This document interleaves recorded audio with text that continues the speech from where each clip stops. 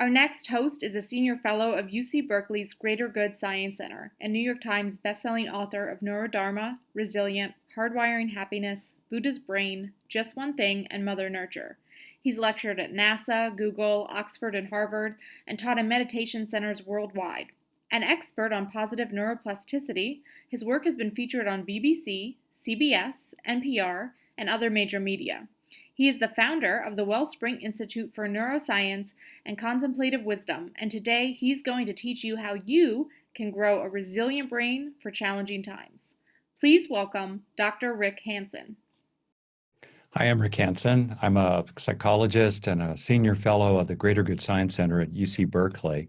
And I'd like to talk with you about becoming resilient, useful at any time, and particularly useful during challenging times such as this pandemic, moving through America and the world, and certainly moving through our economies in a very disruptive, volatile, uncertain, and ambiguous kind of way.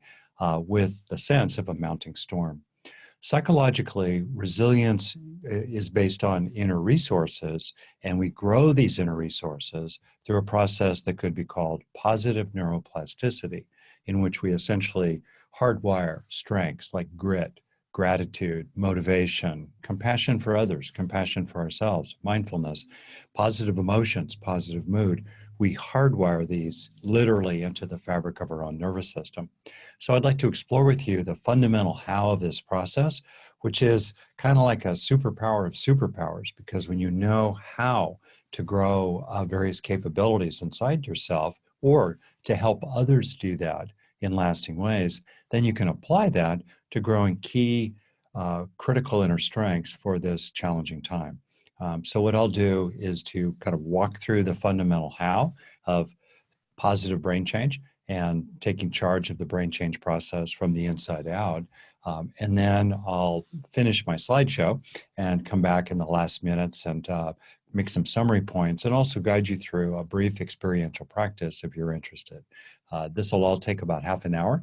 And if you'd like to know more, I have tons of freely offered resources at my website, rickhansen.net, including resources related to my latest book, which is about the intersection of the most current, cutting edge, and interesting brain science and the perennial wisdom from around the world.